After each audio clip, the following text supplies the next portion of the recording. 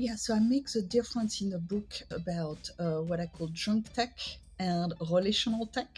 Technology is a tool at the end of the day. It's a tool that can be fostering relationships or not. And how can we increase our use of relational tech instead of junk tech? Bonjour! Welcome to White Walls! My name is Mathieu Penaud. I am a product manager and learning experience designer, passionate about the role of design and technology in education and learning. In this podcast, I interview inspiring educators, researchers, designers, and innovators to discuss their journey and insights as they imagine and build the future of learning. If you enjoy the show, please share your favorite episode with fellow parents and educators, and make sure you don't miss our next guest by following White Walls on your favorite podcast platform, or even better, by subscribing to White Walls' free newsletter on Substack. Thank you for being part of the conversation, and now, your episode. Today, it's an honor and a pleasure to invite Isabelle O to White Walls. Isabelle is the Executive Director of the Stanford Accelerator for Learning, where she collaborates with scholars, students, and external partners to leverage the latest advances in brain and learning sciences, data, and technology to create more effective and equitable learning solutions for everyone. Before this, Isabelle spent a decade with the Omidyar Group, a philanthropic investment group. She led the US Education Initiative at Omidyar Network and became a founding partner of its spin-off, Imaginable Futures, investing in projects that have reached millions of learners. Isabelle has also served on the boards of some of the most innovative organizations in education and impact investing, such as EdSurge, Khan Academy Kids, Rich Capital, and Wonderschool. And one of Isabelle's main focuses is early childhood education and the role of relational intelligence in children's development. She recently wrote a book, Love to Learn, exploring this concept in depth and providing concrete solutions to nurture relational intelligence in our children.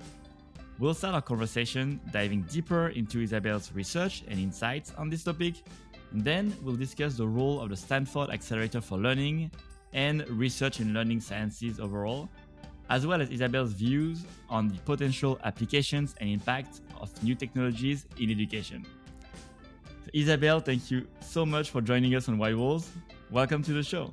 Thank you, Mathieu, for having me. It's really an honor to be with you for so many reasons, but thank you for having me on White Walls podcast.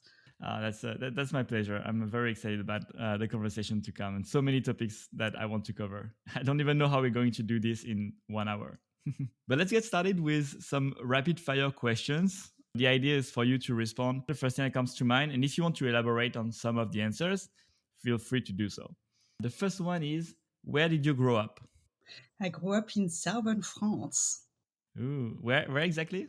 Perpignan, in the French part of Catalonia, deep south of France. Nice. And where do you live now?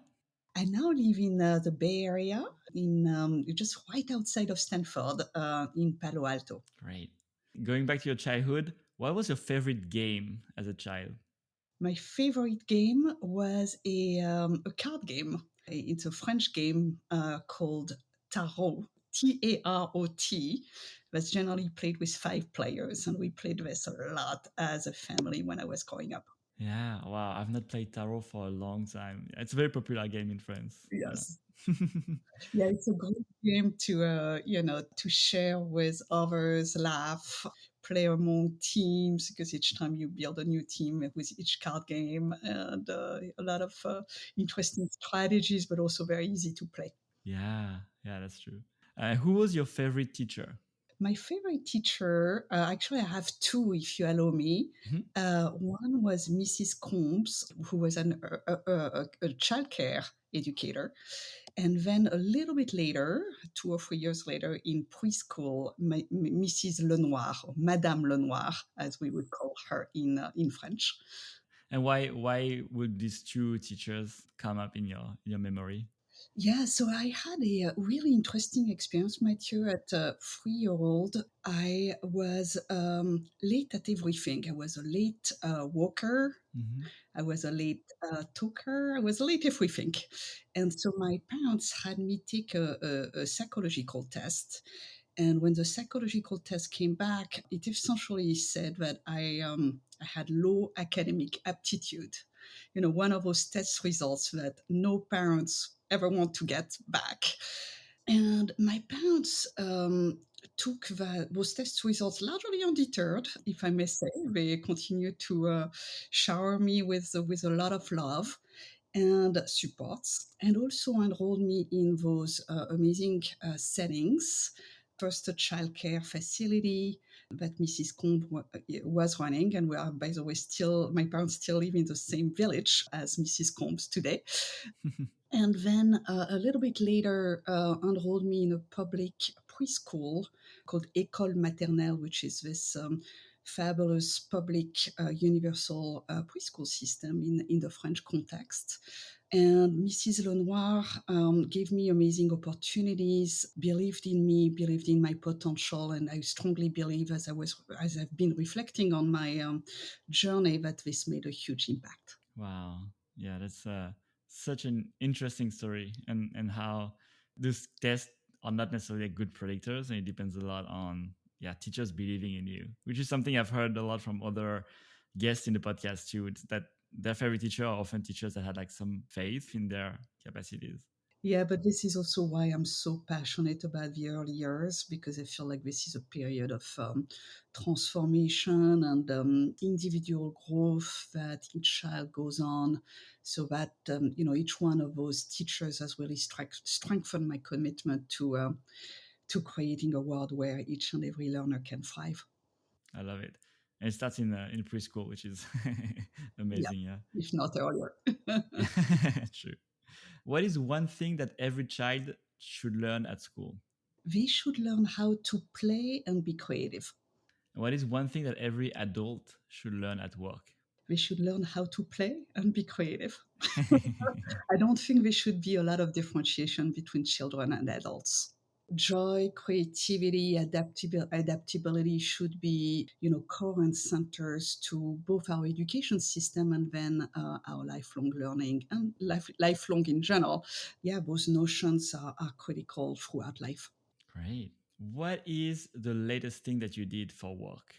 So we are organizing a big event next Monday, which is called the Accelerate EdTech Impact Summit, where we are expecting a large number of people. So the last thing I was doing right before this podcast was checking on a few of those panels and making sure that we have everything sorted out for next Monday. Should be a great event. Yeah, I attended last year. It was amazing. Unfortunately, this year I'm going back to France in the next week, so I will miss it. No, it's a fantastic event. And what is the latest thing that you did to relax? The latest thing I did to relax, I went to a beautiful walk yesterday nearby, in nature, extremely relaxing. It was a beautiful weather outside, and Palo Alto is as a portion of Palo Alto that's near the bay. And so it's a beautiful setup where you can enjoy both the nature and the some water access. Absolutely gorgeous. Well, thank you for sharing. And now let's get into a conversation. And there's a lot of those elements that you mentioned during those answers that I'm sure are going to come up back in the conversation.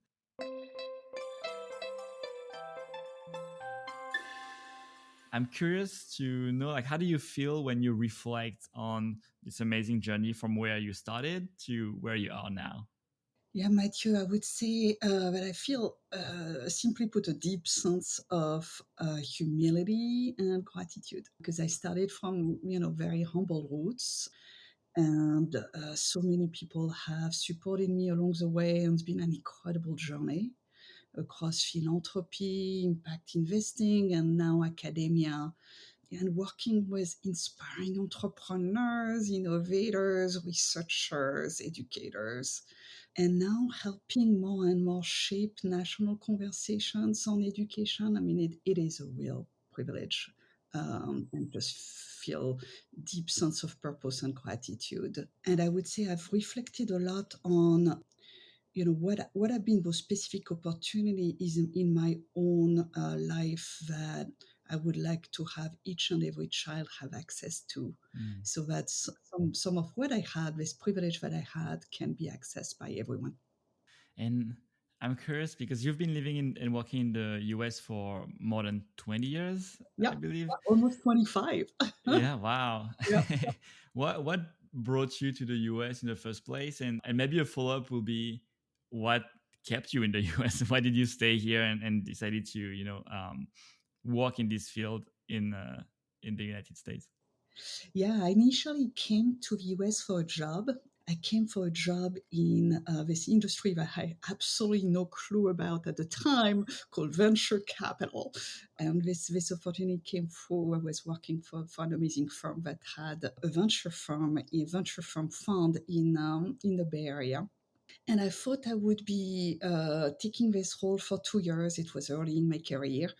And a personal event changed the trajectory of my life, which is meeting my now husband of 20 plus years. So that led me to, move these plans of 2 years into now 25 and going years in the US. But I've loved every moment and I just love living in the US and in the Bay Area. The US is such a place of global connections, immigration, so favorable for people like me to grow and thrive. Mm. Yeah, I obviously I identify too because I've been here for almost 7 years now, like coming from France too. So yeah, it's always interesting to see how many of us come, especially in the Bay Area, and kind of like stay much longer than they expected to in the first place. Yeah. Yeah, I wanna. The first topic I really want to talk about is the book that you wrote, Love to Learn. And so this book is about young children's development and their need for having a caring and nurturing environment to really blossom. And the first question I have is what motivated you to write this book? Because you have like such a busy life, and you could tell from all the from the intro and all the projects you've been working on. And so, what was that motivation? So the first one is obviously deeply personal, as I explained, based on my background, my strong belief in the importance of the early years for each and every child to learn and thrive, based on my own experience, as I explained a moment ago. But the other reason why was the pandemic. So the pandemic for me at the time I was working for this amazing organization, as you alluded to in the introduction, of Media Network and Imaginable Futures, and doing great work supporting many organizations grow in education. And the pandemic led to a lot of rethinking on what is happening for learning, what is happening for families, how can we rethink our education systems as a result of this massive crisis on learning and well-being for children and families. So that led me to think, okay, how can I reinvent myself a little bit and continue having impact maybe in a different ways or additional ways to what I was doing? And this led me to a strong calling in writing. So I started to write in short form blog, newsletter, and still a newsletter that I continue writing today. But then I realized quickly that really what I was trying to do was shaping a new vision for early childhood education, and that I needed a longer form than simply a blog format or a newsletter. So that led me to this crazy journey of writing a book. And this has been a journey indeed, a fun one, a wild one, and one that I'm in the midst of. The book is now written in terms of content, but I'm now working on the publication process. And the book will be fully available. It's now available for pre-orders, but will be fully available in February 2025. So still a few months away. Wow, that's exciting. Yeah. Very exciting. Yeah. And your newsletter is called Small Talks. Yeah. Small talks. I published a little bit over 100 editions of that newsletter. I think I'm at number 105 as of this week. Wow. Yeah. I encourage everyone to subscribe to this newsletter because it's a great one. Always a pleasure to read like every week. Yeah. Thank you. And so in Love to Learn, you talk about this concept of relational intelligence as opposed maybe to other form of other terms that we usually associate with intelligence. Can you tell us more about what this concept of relational intelligence is? Of course. So, relational intelligence, as you point out, Mathieu, is not a well developed concept. Some others have used that term, but it's not a well developed concept. We all know about IQ. We all have heard about IQ. IQ stands for intelligent quotient and was developed a little bit over 100 years ago to seeking to measure human intelligence. And then more recently, there are some other terms like EQ, emotional intelligence, that have emerged. So while I believe that both IQ and EQ are really interesting and important, I believe that we need another concept next to IQ and EQ at the same level, or even maybe arguably above those two, what I called a relational intelligence, or RQ. And relational intelligence is simply the ability to understand and manage connections with others. So it's about empathy, it's about communication, but it's really about building meaningful relationships, a critical skill for children and adults and lifelong success. And it's interesting because when we think about IQ, there's that perception that IQ is something that we are born with, that's kind of attached to an individual, which maybe often is kind of like a problem for me in this measure. What about relational intelligence? Is that something that is meant to evolve? Like, how do we nurture relational intelligence? Yeah, so we are all born we are all born billionaires. So at birth, we have billions of neurons in our brains that we are all born with. And those neurons start connecting a little bit before birth, but really there's a meaningful acceleration of those synaptic connections at birth and beyond. And the fastest growth in those synaptic connections is in the very early years. So this period of 0 to 5, or even 0 to 2 or 3 year old, those are the most critical times in terms of those connections in the brain. And those connections, different from other animal species that are born already walking or already communicating or already able to look for food, we human beings need those synaptic connections to happen, to thrive and learn. And those are essentially fed by other human relationships. Hmm. And what you said, Matthew, is actually quite profound on IQ, because for RQ, we are also born, this ability or need to connect is innate. Hmm. There are some really interesting brain science experiments that show that our brains are essentially wired for those human connections at birth. And there's a part of our brain that remains always wired, and that's a place in the brain that's essentially for relationships. So this is a really critical human trait, innate to all of us, and critical for all of us to become who we are over time as teenagers and then adults. Is there a relationship between these different types of intelligence, like IQ, EQ, relational intelligence? So we don't know for sure, but there is something really interesting that's happening across the globe, which is that IQ, which had been growing since it was invented 150 or 160 years ago or so, which had been going up and up. It's actually, there's a fancy term for that growth every decade called the Flynn effect, that shows that IQ in humans is on the growth trajectory trend every decade. IQ has been now declining Hmm. over the past recent years.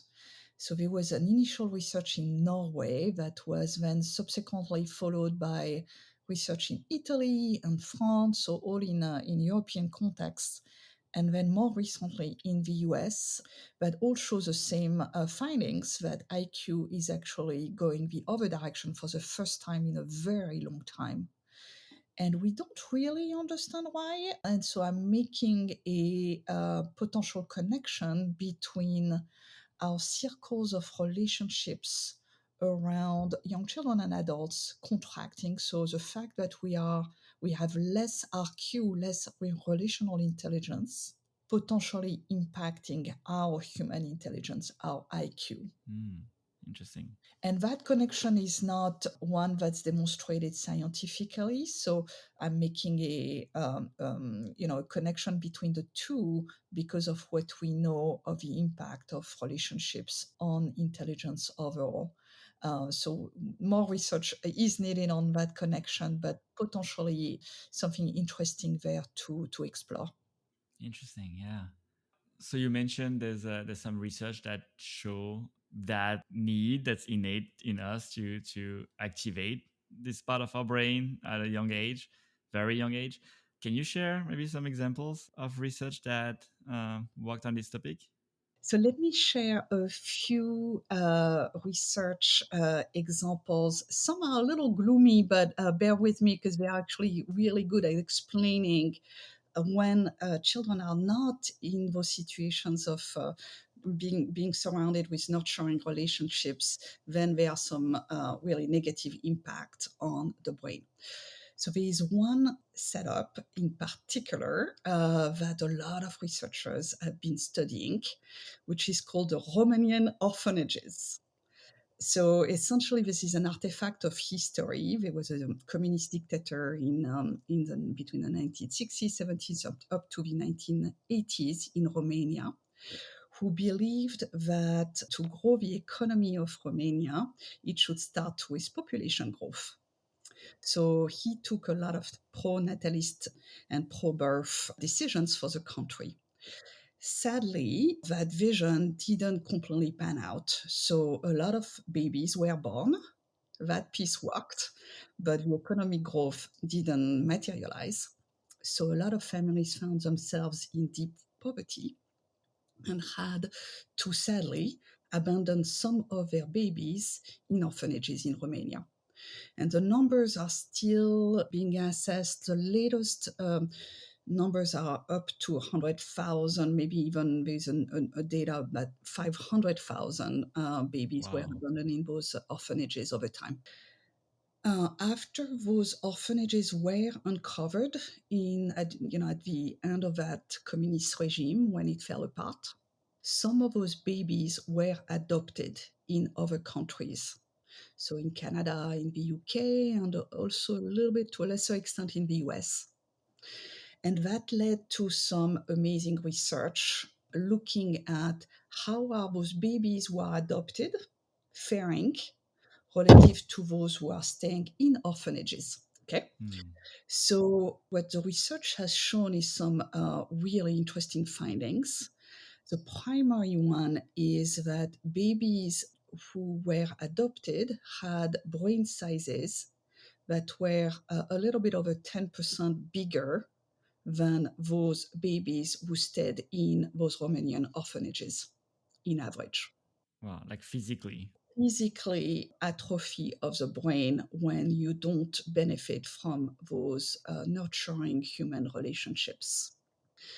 And what is really interesting in one of the studies is that it looked at the length of time. So the longer a child stayed in those orphanages, the smaller the brain was. And it's not only about the brain size, the physical brain size, it's also about the activity in the brain that some other researchers looked into through some fMRI and other techniques. So really interesting finding, essentially showing that nurturing relationships matter tremendously, and the earlier, the better.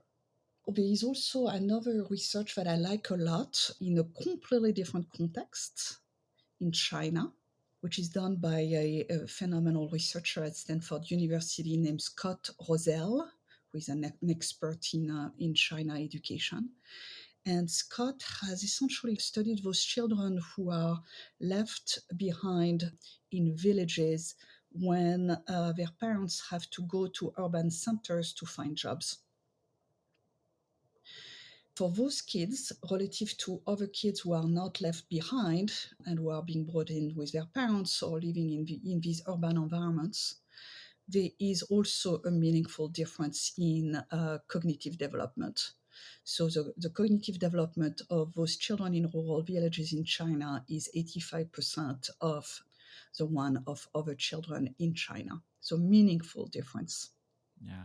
Those two are really interesting examples. They are a little gloomy, but they are great examples in very unfortunate settings of how our brains benefit from that deep nourishing from human nurturing relationships and love.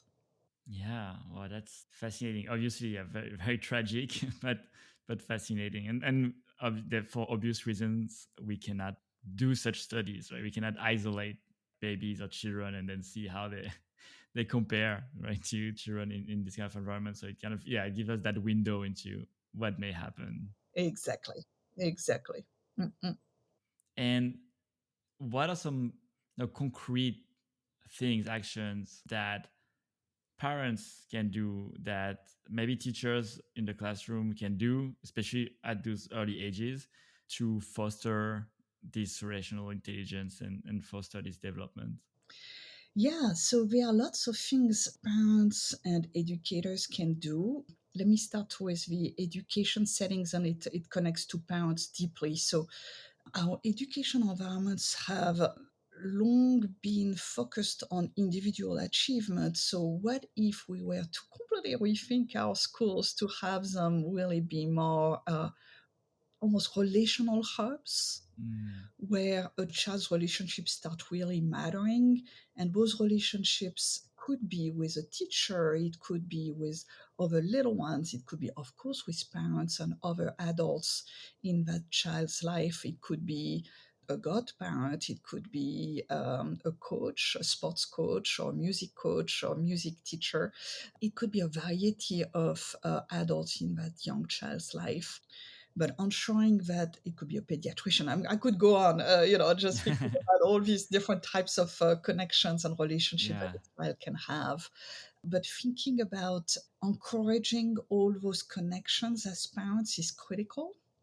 A lot of those connections can happen through play. Hmm. So ensuring as a parent that play with others is encouraged and maybe not substituted with all these activities that a lot of our kids are now involved in these days. I think that our kids are massively overscheduled and do not have enough time for free play and for play with others and connect and meaningful connections with other little ones or other adults. So ensuring that there is time for those meaningful, authentic connections is critical.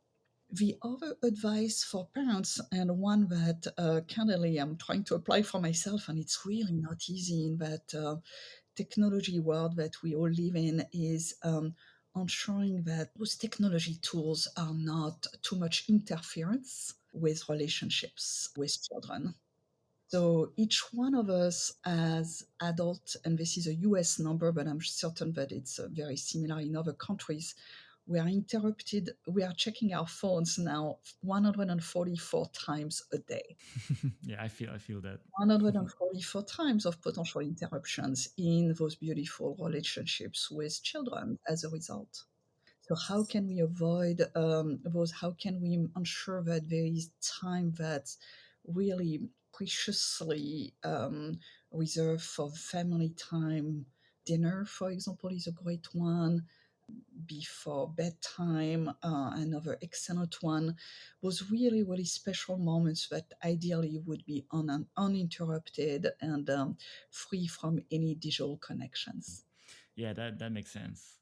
And I'm curious about technology since you're talking about it and the relationships. So that would be probably for older children, but the relationships that now they are making online virtually with others, are those relationships also valuable? Like, how do you evaluate don't know if there's a right word, but how do you approach these types of relationships in constructing this relational intelligence as compared to real world, again, real world probably not the right term, but in-person relationships? Yeah, so I make the difference in the book that I just wrote about what I call junk tech and relational tech. Hmm. Technology is a tool at the end of the day. It's a tool that can be fostering relationships or not. And how can we increase our use of relational tech instead of junk tech?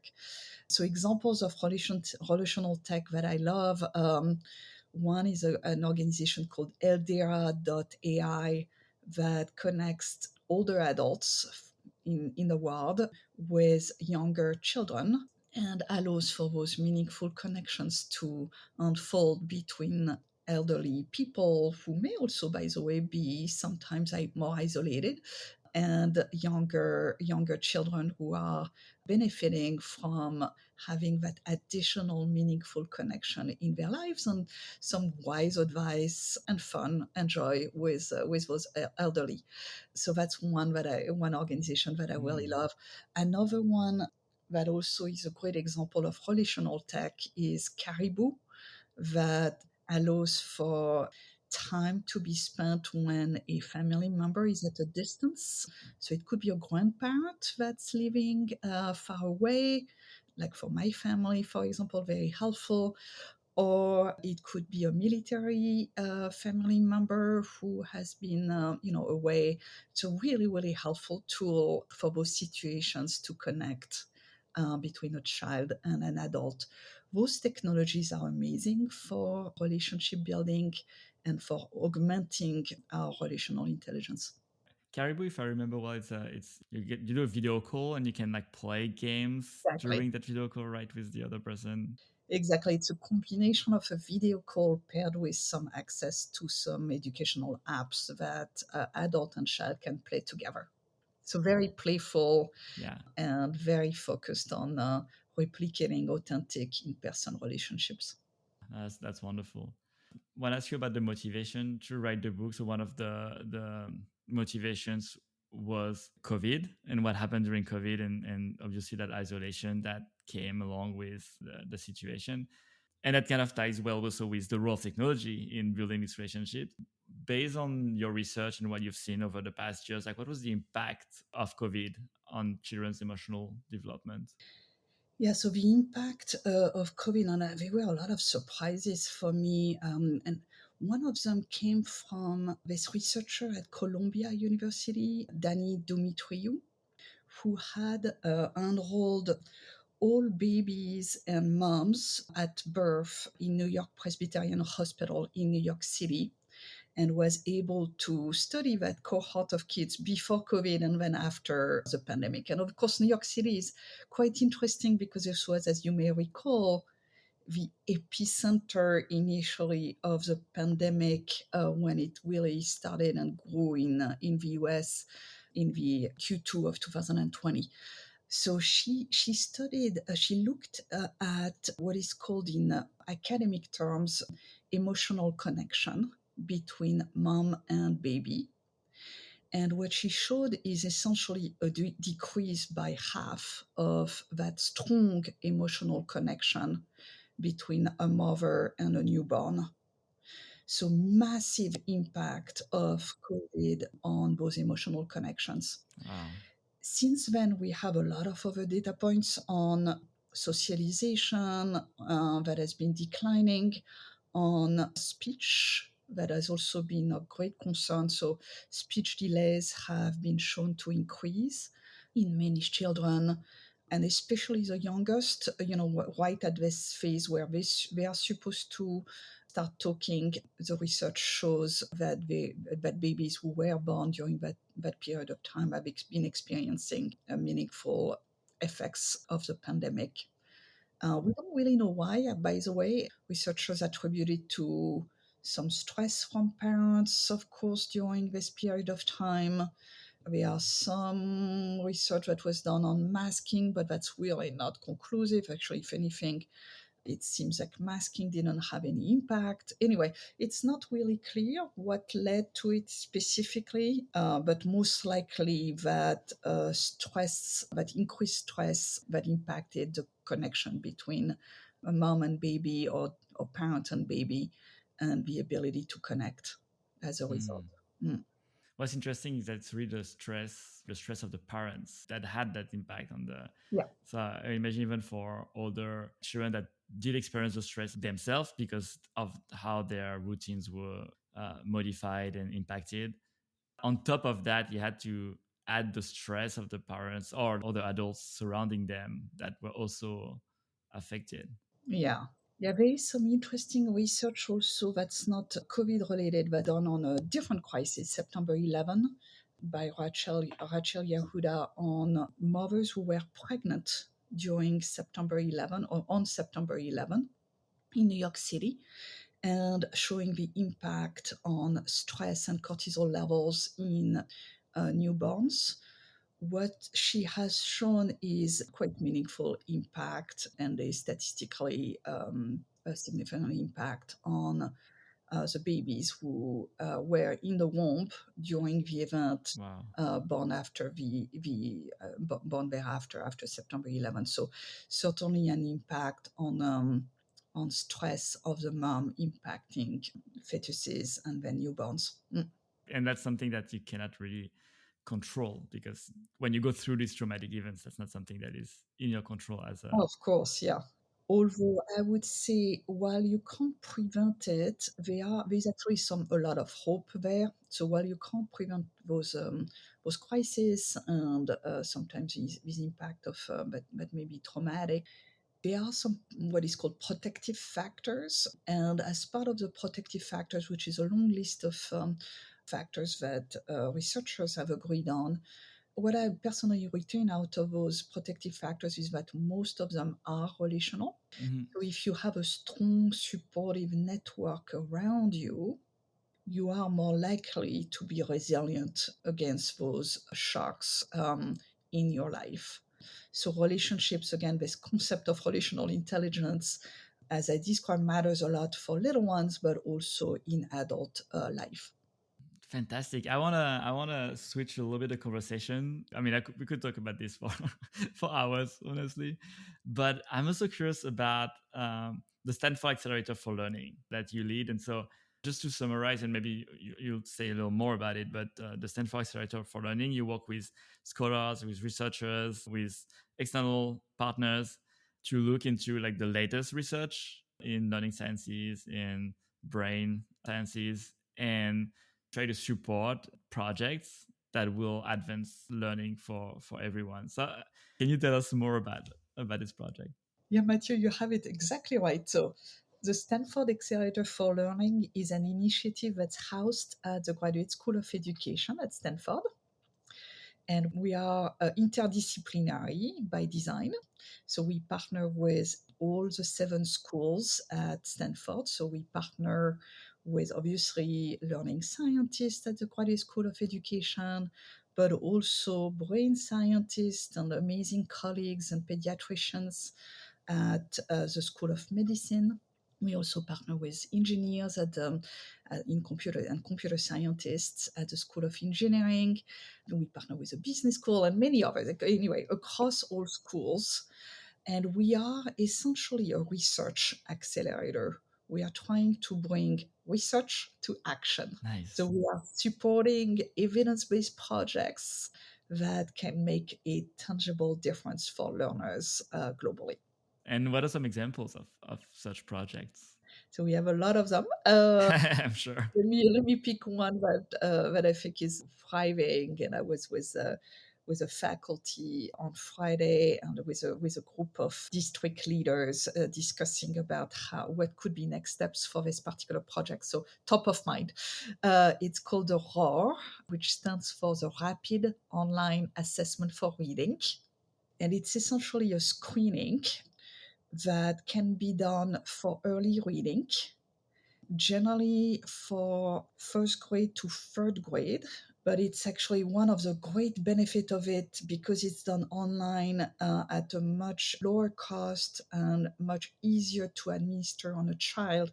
Can also be done even earlier in preschool, in pre-K, and a great assessment to understand if a child may need additional supports. So very effective in particular for early dyslexia identification. Mm. Dyslexia being a topic that may impact as many as 20% of early readers in the US context, yet is being identified only for about 5% of children. So there is a big gap between what we know and what is being detected in schools or other environments or at home.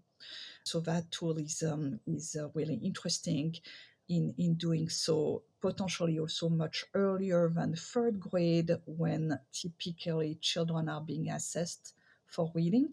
But if you wait until third grade or later, Yeah.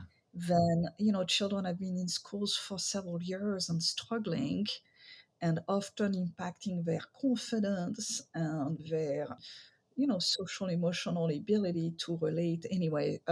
So the earlier we can identify and provide interventions that are personalized for those children who need it a little, need a little bit more support, Mm. the better we all are. And these kinds of projects, are they meant to be then deployed at a larger scale, or is it more from a research perspective and then kind of handing that research to private companies that might develop their own tools?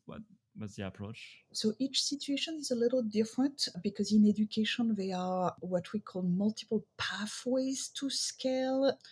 Commercialization could be one of those pathways to scale, but there are lots of other pathways, such as knowledge mobilization of a particular topic or other means to scale an idea that works. Okay. So Mhm. commercialization is just one path. There are others that we are also working on. For the ROR, it's interesting. It's now being used by about 100,000 learners.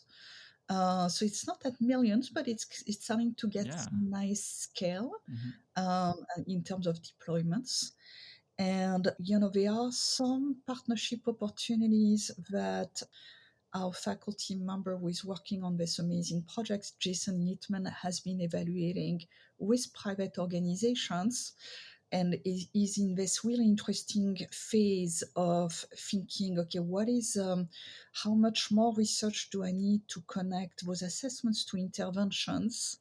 And when is it the best and optimal time to let this amazing tool into the hands of maybe a private company or another organization out there outside of research?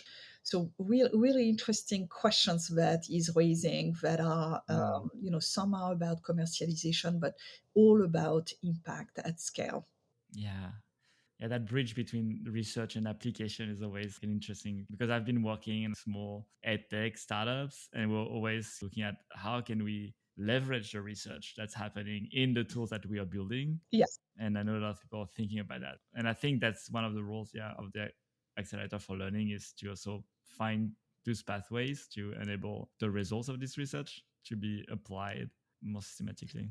Absolutely. Research to design connection is not working as Mm. well as it could. So, this is what we are working on because a lot of academics work on their research and then produce an academic paper with the hope that academic paper will shape the discourse and change the trajectories of how it's being implemented in schools. But often practitioners, whether they are developers of edtech tools or practitioners as educators, do not have the time nor may not even know about a new research that has come out. So there is a disconnect between research and design that we are trying to bridge. And one piece that we are really excited about, it's research design, but really co-design also with Mm. educators. How can we ensure that those solutions are solving problems in classrooms or learning environments more broadly. It could be outside of classrooms in out-school program or at home learning solutions. But how can we ensure that people who are experiencing and who are teaching our kids or kids themselves are involved in the co-design of those solutions? And talking about bridge and gaps, another part where I feel it's kind of a challenge for research is in terms of pace, in terms of development, especially with technology. So technology is moving so fast, especially now, and research is inherently like a slower process. And how can research stay on track with new technologies and make sure that it informs these new solutions and tools that are going to be used by schools, by parents, by anyone who's working in the education field? Yeah. So research has two big roles to play. One is understanding, what is working for whom in what context. So that's a big, obviously, goal of research. The other really interesting role of research is also shaping the discourse and orienting it toward places that augment learning or accelerate learning solutions as we know them today, toward a future that maybe some other people in our education systems may not have the incentives to drive toward. So, for example, for children with learning differences, the ROR being one of those examples, they may not be large markets, if you'd like. So, leaving it to edtech companies on their own may not address some of those big issues that we are facing. And so, research can orient and guide toward those novel solutions for children who may have been traditionally underserved by market forces. Yeah. On pace, that's a big issue. That's a big issue. Let's not absolutely. So I'm struck with a presentation by Michael Moe at GSV, who showed recently that it took something like 7 years for the internet to reach 50 million people, and then 2 years for social media like X or Twitter to reach 50 million people. The time to reach 50 million people with ChatGPT was 5 weeks. So a fraction of what it took for other technologies, other Yeah. recent technologies, to reach the same number of people. So we are clearly, on your point, in a fast acceleration curve of adoption of AI in particular. And so, how can research adapt to that fast changing landscape in technology? Because if we issue a research on a technology and wait for a long time before that research to be public, that technology may be obsolete then, to state the obvious. So there are a few things that are happening.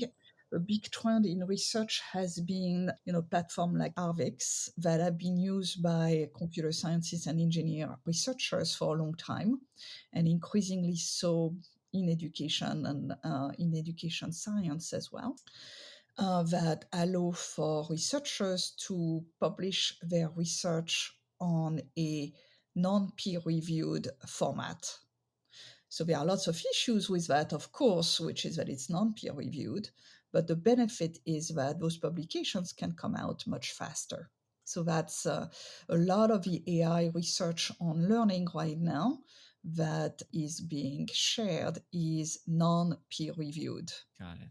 Most of it, just because of the length of time that it takes for the peer review process. Just to have a sense, a typical like research paper, like how long does it take to get peer reviewed? So it depends a lot because you can get feedback and you need to answer that feedback and so forth. But I don't have a good stat on the length. I think it's about 2 years, but I will need to recheck if my recollection is correct or not. Yeah. Some of our students in computer science are actually hacking that solution, that problem right now, which I love. They are developing an overlay on top of Arvix that looks at essentially a democratization of peer reviews.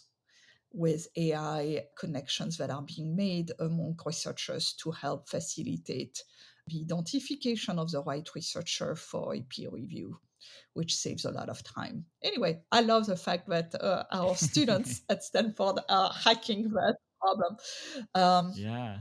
I'm also observing, Matthew, that more and more researchers in education are also continuing with traditional, very rigorous evaluations like randomized controlled trials, but also introducing new ways to do research that are more A/B testing, more very well known in Mhm. product development. So embedding research more in the design and product phase, which is also really exciting and potentially more real time. I'm curious from all because I imagine that a lot of the research projects, a lot of them are revolving around AI and potential applications of AI in the learning field. From what you've seen, like where do you see AI having the most positive impact? Yeah, so we just released a very exciting research a few days ago. The research was done by my dear colleague, Professor Susanna Loeb, and one amazing PhD student, Rose Wang. And the two of them showed meaningful positive impact on the adults. So they had a tutoring application that where they essentially supported tutors across a wide range of experiences and prior teaching experience for those tutors, and supported them with what could be best practices on math tutoring. And what the results of this research showed are extremely encouraging. It showed that essentially the lowest performing, if you like, or the lowest experienced teachers actually performed on par with the best, some of the best tutors.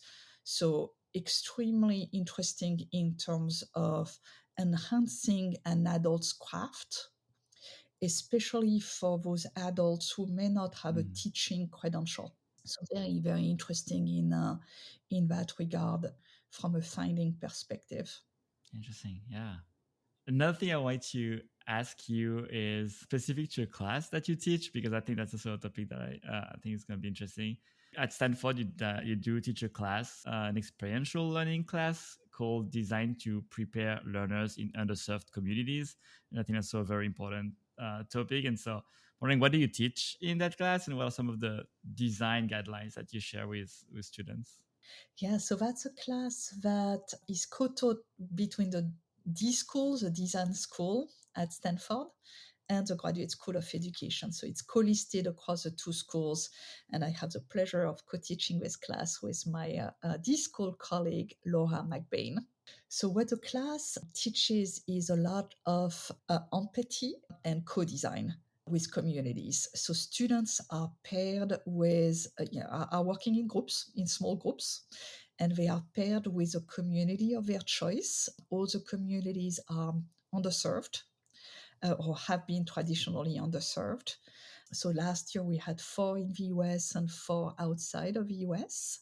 Examples were a refugee camp or some refugee teenagers trying to learn English in refugee situation in Syria, or indigenous communities in Mexico, some high schools and Head Start centers in the US who are serving learners in generally lower income settings.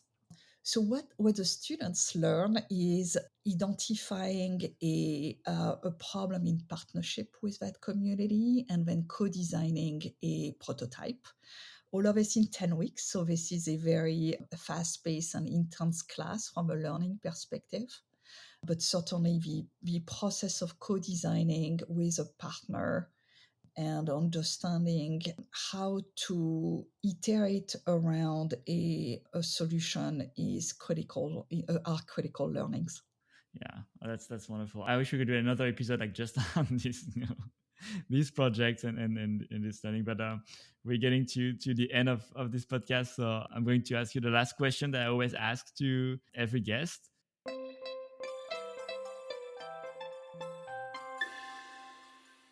if you could design a school around one thing, what would that be?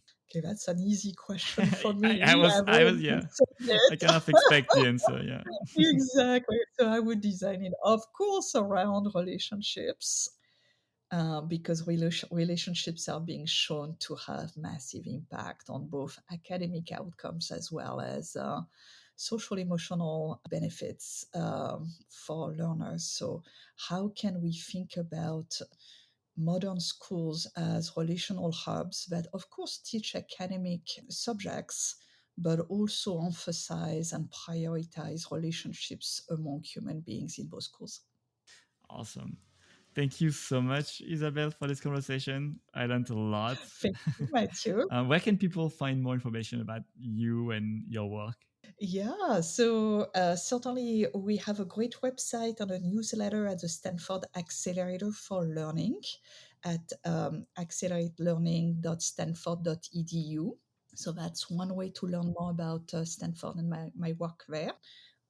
As we mentioned, I have my newsletter, Small Talks, that's available on Substack. And then my new book, Love to Learn, is now available for pre order on all major platforms. And I have a website that my high schooler daughter designed beautifully, Oh, and wow, it's she did. isabellehowe.com. It's a great website, yeah. I know. It's very, very grateful for her help during the summer on it. Yeah. That's awesome. Yeah, I'll put all the links in the description of the podcast so people can access them easily. Oh, thank you. All right. Thank you so much, Isabelle. It was a pleasure. Pleasure was mine. It's really amazing to be with you, Matthew, today. And thank you for the invitation. Thank you. Have a good rest of your day. You too. Thank you.